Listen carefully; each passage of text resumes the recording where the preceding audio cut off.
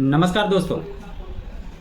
America ने भारत पर tariff लगाया और एक बार 20% टैरिफ लगाने के बाद दोबारा 25% टैरिफ लगाने की घोषणा की और उसकी जो डेडलाइन है वो 27 अगस्त से चालू है।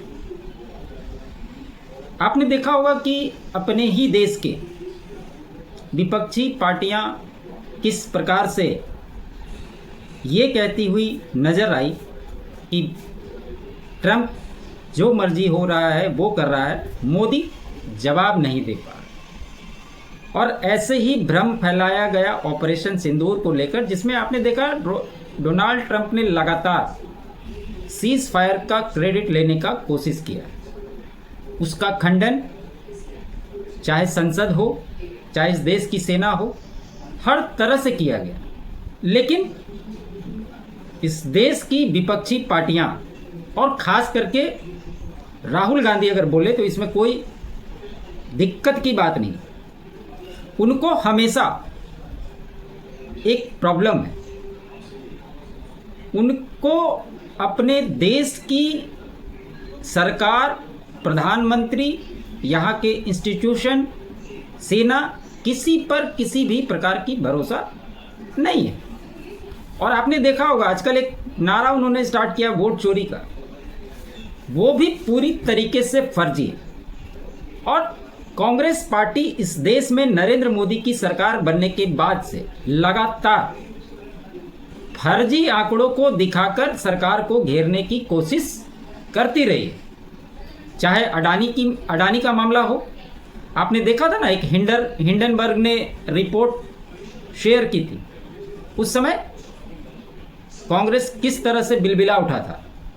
मतलब प्रॉपर वे में चैनलाइज तरीके से इस देश को डिस्टेबलाइजेशन करने की कोशिश के फिराक में पूरा विपक्षी गैंग नजर आता है।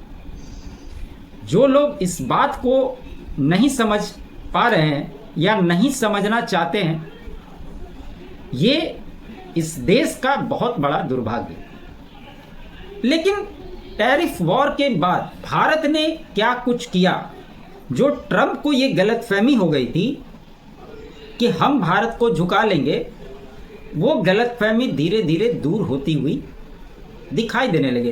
ट्रंप को अपनी हैसियत समझ में बहुत अच्छे से आ गई कि प्रधानमंत्री नरेंद्र मोदी किस प्रकार से काम करते हैं। उसके बाद आपने देखा लगातार रूस के साथ आवागमन का दौर बढ़ गया। चाहे एस जयशंकर साहब हो, अजीत डोभाल साहब हो या अन्य लोग, रूस का दौरा लगातार बढ़ा। चाइना के साथ मीटिंग हुई और अभी हाल फिलहाल में जिस प्रकार का घटनाक्रम हुआ है, इस और इशारा करने के लिए काफ़ी है कि भारत अपने देश, अपने राष्ट्रहित और अपने नागरिकों के लिए जो भी महत्वपूर्ण होंगे उस कदम को उठाने से पीछे नहीं हटेगा। अभी हालिया बयान एक ट्रंप का आया था कि सुनने में आया है कि भारत रसिया से तेल खरीदना बंद कर दिया, जबकि भारत की ओर से ये क्लैरिटी पहले ही दी जा चुकी है। और अमेरिका खुद रसिया से गैस हो, यूरेनियम हो, काफ़ी सारी चीज़ें लगातार खरीदता है, लेकिन उस पर कुछ नहीं बोलता।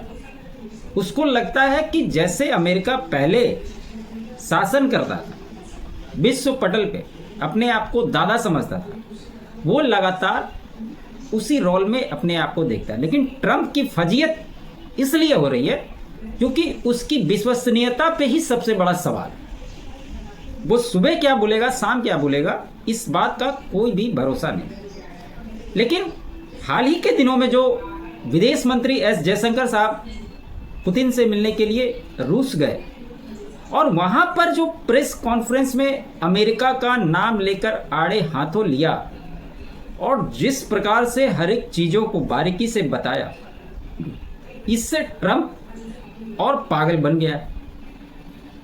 अच्छा, उधर रूस के राष्ट्रपति पुतिन को मिलने के लिए बुलाता है, उनके साथ मीटिंग होती है। उसके बाद जेलेंस्की और यूनियन या यूं कहें कि नाटो के जितने भी देश प्रमुख लोगों को बुलाता है, वहाँ भी मीटिंग होती है। लेकिन मीटिंग से लौटने के बाद चाहे फ्रांस के राष्ट्रपति इमैनुअल मैक्रोन हो, रूसी राष्ट्रपति व्लादिमीर पुतिन हो, सभी ने प्रधानमंत्री नरेंद्र मोदी को फोन करके एक ही बातों की ब्रीफिंग की और साथ ही साथ यह भी कहा कि हमारा जो संबंध है उसको और कैसे मजबूत किया जा सकता है, उस कड़ी में आगे एक कदम बढ़ाने की कोशिश चल रही है। अमेरिका को लगता है कि अगर मैं टैरिफ लगा दूंगा तो भारत झुक जाएगा, लेकिन हाल ही के घटनाक्रमों को अगर आप एक दूसरे से जोड़ेंगे तो आपको वास्तव स्थिति समझ में आ जाएगी कि भारत अपने हित से किसी भी प्रकार का कोई भी समझौता करने को तैयार नहीं है। इसलिए ये बातें महत्वपूर्ण हो जाती हैं। टैरिफ वॉर के बीच राष्ट्रपति पुतिन से मिले जयशंकर रूस से तेल न खरीदने की हिदायत पर ट्रंप को भारत का कड़ा संदेश। ट्रंप ने यह आरोप लगाया ना टैरिफ लगाने को लेकर कि भारत रसिया से सबसे ज़्यादा तेल खरीदता है। इस बात का जवाब देते हुए एस जयशंकर साहब ने कहा कि हम तो रसिया से सिर्फ 40% तेल खरीदते हैं। रसिया से सबसे ज़्यादा मात्रा में तेल खरीदने वाला अगर कोई देश है तो वो चाइना है, जिसको आप टैरिफ तो लंबा लंबा लगाए थे लेकिन उसको एक्सटेंशन पे एक्सटेंशन दिए जा रहे हो। 90 दिन का ग्रेस दिया और फिर उसको अगले 90 दिनों तक ग्रेस दे दिया। आज लोग कहते हैं कि चाइना इतना डेवलप कैसे हो। चाइना के डेवलपमेंट में कहीं ना कहीं अमेरिका का भी बहुत बड़ा रोल रहा है और इसी वजह से जिस प्रकार अमेरिकी मार्केट पे चाइना का कब्जा है, अगर अमेरिका चाइना के ऊपर टैरिफ लगा देगा तो अमेरिकी नागरिक ही सड़क पर उतर जाएंगे, ट्रंप का जीना बेहाल हो जाएगा, ऐसी स्थिति क्रिएट हो जाएगी। और ये बात डोनाल्ड ट्रंप को पता है या नहीं है, ये बात बताने की आवश्यकता नहीं। और इन्हीं सब कारणों से वो सिर्फ हवाबाजी करने का काम लगातार कर रहे हैं। तो ये बातें भी क्लियर हो गई कि ठीक है, हम अमेरिका से जा रहे हैं, मिल रहे हैं, लेकिन आपके साथ हमारे जो रिश्ते हैं, जिस प्रकार से हमारे आपके बीच में संबंध मजबूत हुए हैं, उसको हम और मजबूत कैसे कर सकते हैं, ये एकदम खुले शब्दों में स्पष्ट कर दिया। ये अपने आप में ट्रंप की घोर बेइज्जती है। रूस के विदेश मंत्री लावरोव के साथ एक संयुक्त प्रेस वार्ता में विदेश मंत्री डॉक्टर एस जयशंकर ने कहा, द्वितीय विश्व युद्ध के बाद से भारत और रूस के बीच दुनिया का सबसे मजबूत रिश्ता रहा है। रूस से तेल खरीद रोकने का सवाल ही नहीं खड़ा होता। भारत ने ट्रंप को दिया दो टूक जवाब। और सबसे बड़ी बात क्या है, अब रसिया कह रहा है कि जो प्राइस में हम दे रहे थे उससे और 5% कम में हम आपको तेल देंगे, तुम टैरिफ लगाते रहो। और साथ ही साथ उन्होंने इस बात की भी घोषणा की कि भारतीय बाजार के लिए रसिया अपना बाजार खोलेगा, चाहे रसिया हो। चाइना ने भी इस बात को दोहराया, अभी प्रधानमंत्री जाने वाले भी है एससीओ समिट में। फ्रांस ने भी इस बात को प्रमुखता से रखा। तो ये बातें बताने और कहने की आवश्यकता नहीं है। भारत की दावेदारी विश्व पटल पे किस प्रकार से प्रधानमंत्री नरेंद्र मोदी के कार्यकाल में बढ़ी है, ये इस और संकेत देता है। इसलिए किसी डोनाल्ड ट्रंप के खड़े हो जाने से भारत उसके सामने झुकने वालों में से तो बिल्कुल ही नहीं। अब जयशंकर साहब ने इस बात का तो खुलासा कर दिया कि भैया सबसे ज़्यादा तेल तो चाइना खरीद रहा है और तुम उसको टैरिफ में एक्सटेंशन पे एक्सटेंशन दे रहे हो। इस बात का क्लियर हो गया। साथ ही साथ उन्होंने एलएनजी जो गैस है उसके बारे में भी कहा कि ये सबसे ज़्यादा मात्रा में यूरोपियन कंट्री ही खरीदती है, भारत नहीं खरीदता है। उन्होंने अमेरिका का नाम नहीं लिया, लेकिन यूरोपियन यूनियन के बारे में उन्होंने स्पष्ट तौर पे कहा कि सबसे ज़्यादा गैस खरीदने वाला वो है। जयशंकर साहब ने अमेरिका का नाम लेकर जो भी बातें थी उसको क्लियर कट में बताया। अब एक और चीज जो सामने उभर करके आई कि रूस के राजदूत ने कहा कि हम खोलेंगे भारत के लिए बाजार। रूसी दूतावास के अधिकारियों ने स्पष्ट किया कि रूस भारत को औसतन 5 से 7% सस्ती दर पर क्रूड ऑयल उपलब्ध कराता है, जो भारत के लिए एक लाभकारी सौदा है और रूस आगे भी ऐसा करता रहेगा। साथ ही उन्होंने कहा कि अगर पश्चिमी आपकी आलोचना करता है तो इसका मतलब है कि आप सब कुछ सही कर रहे हैं। अब आप सोचिए कि अमेरिका टैरिफ लगाता है, इधर चाइना अपना बाजार खोलने के लिए तैयार है, रसिया ने कह दिया कि मैं अपना मार्केट दूंगा, उधर फ्रांस कह रहा है कि मैं अपना मार्केट दूंगा, अफ्रीकी कंट्री कह रही है कि मैं अपना बाजार दूंगा। तो भारत को अपने सामानों को बेचने के लिए बहुत बड़ा मार्केट ऑटोमेटिकली मिल जाएगा।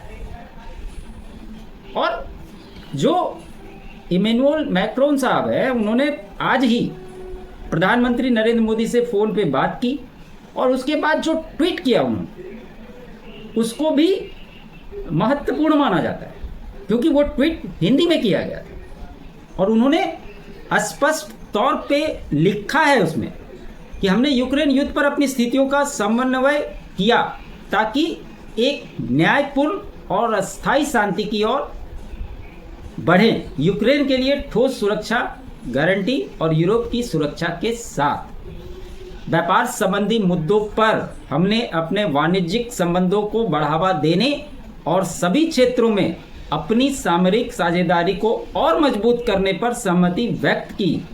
यही हमारी संप्रभुता और स्वतंत्रता की कुंजी है। इसके अलावा उन्होंने 2026 में होने वाले AI इम्पैक्ट समिट की बात की, आर्टिफिशियल इंटेलिजेंस एक्शन के बारे में बात की, ये सभी तमाम चीज़ों की चर्चा हुई। कहने का मतलब ये है कि ठीक है, हम अमेरिका से जाकर मिले, यूक्रेन के मुद्दे पर बात किए, लेकिन हमारे जो रिश्ते वो और गहरे कैसे होंगे, हमारे लिए वो मायने रखता है। ट्रंप क्या कहता है या ट्रंप के कहने से क्या होगा, ये कोई मैटर नहीं करता। अब इन बातों को अगर जोड़कर आप देखेंगे या इनके कंक्लूजन की ओर पहुंचने की कोशिश करेंगे तो सीधे सीधे जो एक बात समझ में आती है वो ये कि आजकल डोनाल्ड ट्रंप अपने आप को नोबेल प्राइज की रेस में शामिल करना चाहता है और उसकी मानसिकता ये है कि भारत इस बात का सपोर्ट करे। अगर प्रधानमंत्री इस बात का सपोर्ट कर देते हैं तो कई सारे देश हैं जिसका सपोर्ट उसको मिल जाएगा और वो अपने आप को साबित करना चाहता है कि हम शांति के पक्षधर हैं। आजकल जब वो प्रेस कॉन्फ्रेंस करता है तो आपको उनके पीछे पीस लिखा हुआ बहुत दिखाई देगा। तो कहीं ना कहीं यह भी बात गौर करने वाली है कि अमेरिका सबसे पहले अपना स्वार्थ देखता है और अपने हितों को देखते हुए ही वो उसके क्रियाकलाप, उसके एक्शंस में दिखाई देते हैं और इसी वजह से इस तरह के चीज़ें सामने आ रही। कनाडा बहुत छोटा सा देश है, अमेरिका से उसका बॉर्डर शेयर होता है। तुमने अमेरिका जो है कनाडा पे भी टैरिफ लगाया, उसके साथ ही तुम सुलह कर लेते। वो तो कोई परमाणु संपन्न देश भी नहीं है, बहुत छोटा सा देश है, उससे भी तुम्हारी बात नहीं हो पाती। और ब्राज़ील ने जो कहा वो तो मास्टर स्ट्रोक था कि मुझे अगर बात करनी होगी तो मैं प्रधानमंत्री नरेंद्र मोदी को फ़ोन करूंगा, शी जिनपिंग को फ़ोन करूंगा, राष्ट्रपति पुतिन को फ़ोन करूंगा, डोनाल्ड ट्रंप से बात मैं नहीं करूंगा। ये बातें डोनाल्ड ट्रंप के प्रशासनिक क्षमता को अपने आप में आकलन करता है। ये बातें डोनाल्ड ट्रंप को कब समझ में आएगी ये डोनाल्ड ट्रंप ही जाने, लेकिन उसकी टैरिफ वॉर भारत के पॉइंट ऑफ व्यू से उसी पर भारी पड़नी है, ये बात तो तय है। आपका क्या विचार है कमेंट के माध्यम से ज़रूर बताएं।